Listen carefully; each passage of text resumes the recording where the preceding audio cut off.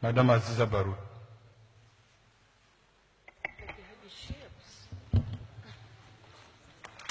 Merci, Monsieur le Président. Monsieur le Premier ministre, chef du gouvernement, Mesdames, Messieurs les ministres, je voudrais vous saluer et vous présenter aussi mes félicitations pour avoir été désigné pour prendre en main la gestion de notre vécu de Tchadien. Je voudrais aussi, serais tenté aussi de vous encourager parce que c'est une tâche ardue dans un contexte extrêmement difficile que vous abordez donc votre travail. Monsieur le Premier ministre, d'autres l'ont souligné déjà, vous nous avez livré ici un panaché du programme de campagne, le discours d'investiture du chef de l'État, et que vous-même vous avez qualifié à juste titre de programme complet, de programme cohérent et de programme ambitieux. Nous avons effectivement eu l'occasion de le parcourir et n'eût été la réalité très têtue de notre vie de tous les jours, la vie des Tchadiens de tous les jours, on serait tenté de vous accorder vraiment la confiance sans réserve. Je ne voudrais pas épiloguer, Monsieur le Premier ministre, sur le contenu de ce programme, mais Monsieur le Premier ministre, vous conviendrez avec moi que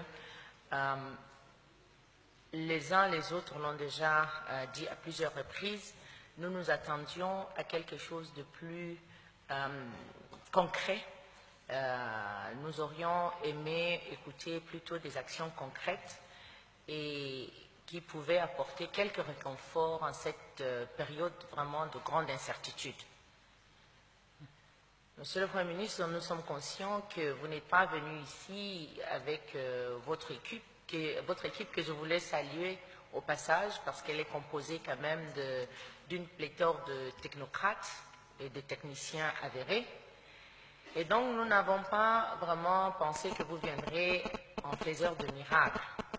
Nous reconnaissons tous les limites conjoncturelles auxquelles fait face notre pays et la réalité de notre vie de tous les jours nous le rappelle à juste titre. Cependant, Monsieur le Premier ministre, personnellement, j'avais pensé que vous viendrez ici avec un programme de crise, un programme courageux, un programme fort et un programme néanmoins de crise, dans lequel on n'a pas besoin d'égrener ou de revenir encore sur tout ce que nous connaissons déjà, puisqu'il suffisait tout simplement de regarder 2, 3 autres programmes politiques présentés ici, et vous étiez ici avec nous pour faire le même constat, c'est que ces agendas présentés existent déjà et dans une forme ou une autre. Et donc, ce n'est pas à cela que nous nous attendions. Nous avions voulu vraiment vous écouter sur la question des finances publiques, tout simplement. Parce que le nerf de la guerre, c'est d'abord cela. Et quelles sont les actions concrètes, courageuses, que vous auriez aimé ou voulu entreprendre avec votre équipe pour libérer, je dis bien libérer, généralement on dit haririn. On aurait souhaité que vous seriez avec votre équipe ceux-là qui auront fait ce travail courageux, attendu de tous, attendu par tous, de libérer tout simplement les services des régies financières telles que la douane ou les impôts. Parce que nous savons très bien que quoi que nous disions et quoi que nous fassions, si nous n'avons pas atteint un minimum de résultats à ce niveau-là, tout ce qui a été bâti, aussi cohérent que ce soit, ne pourrait pas voir le jour, bientôt en tout cas.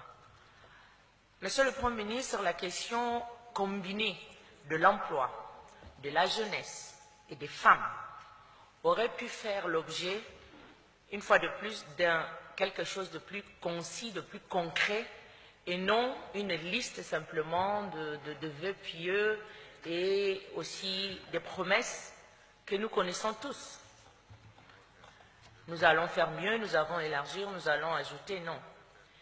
La question de l'eau, Monsieur le Premier ministre, nous sommes ici à N'Djamena peut-être plus du quart, ou en tout cas autour du quart de la population totale du Tchad vit autour de N'Djamena. Cela devrait vraiment faire l'objet d'une interrogation sérieuse au sein de votre équipe, Monsieur le Premier ministre, puisque ce n'est pas le fait du hasard, ce n'est pas parce que N'Djamena est déjà devenue la vitrine de l'Afrique, comme la télévision aime à le dire, que le quart de la population vit agglutinée autour de cette ville. Mais c'est parce qu'ailleurs, c'est devenu invivable. Le petit peuple ne peut plus vivre tranquillement, calmement, avoir accès à l'eau, avoir accès à l'école, avoir accès à la santé, en étant en dehors de cette zone-là. On ne peut pas continuer comme ça. L'accès à l'eau potable est devenu un véritable problème dans certaines régions. La Sénafec de 2016, nous avons fait un travail d'un autre âge pour que les uns et les autres qui ont fait le déplacement de Biltine aient pu boire de l'eau, tout simplement. Des citernes sont venues de Abéché pour transporter l'eau.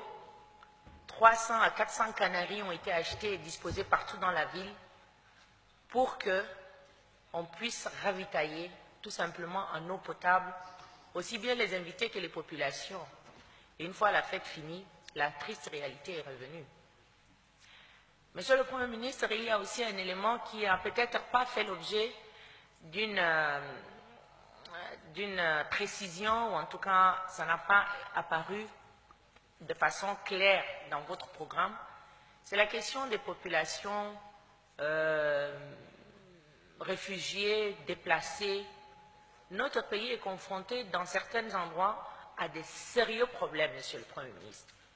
Ici à N'Djamena, on n'a pas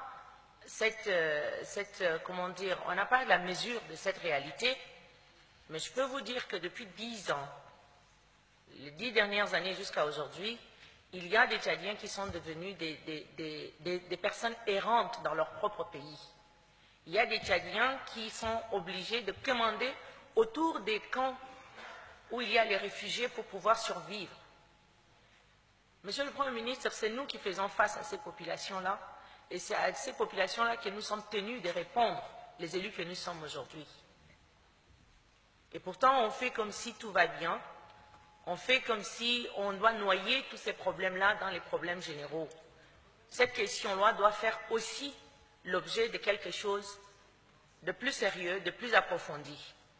Je ne parle plus de réforme, parce que ce mot-là est devenu banal, Monsieur le Premier ministre. On dit réforme, on dit états généraux, c'est juste réunir la presse, réunir des hommes en costume et des femmes super bien habillées, chacun avec un badge pendouillant à son cou, et voilà, on a réglé le problème, tout le monde a vu, tout le monde à la télé, on a applaudi, on a dit félicitations. Non, ce n'est pas ça qu'on veut, Monsieur le Premier ministre. C'est une véritable révolution que nous cherchons, aussi bien au niveau des finances publiques, de l'administration publique, de l'emploi combiné avec la question des jeunes et de la femme, et aussi l'accès à l'eau. Vous êtes peut-être venu à l'hémicycle en très peu de temps. On espère que vous auriez le temps, Monsieur le Premier ministre, de peut-être élargir ces questions-là, pas seulement au niveau des techniques et des techniciens que vous avez, mais à l'ensemble de toute la population tchadienne. Cela urge. Nous sommes en train d'accumuler un certain nombre de problèmes. N'Djamena est devenu véritablement une bombe à retardement. Le compte à rebours a commencé. Il ne faut pas qu'on se voile la face. Il faut qu'on touche aux problèmes qui fâchent. Fâchons-nous une bonne fois pour toutes, mais trouvons des résultats, trouvons des issues. On ne va pas solutionner tous les problèmes aujourd'hui, ce n'est pas vrai. Mais il y a quand même des thèmes sur lesquels on ne peut plus s'amuser à regarder à gauche, à droite et faire comme si tout va bien. Je vous remercie, Monsieur le Président.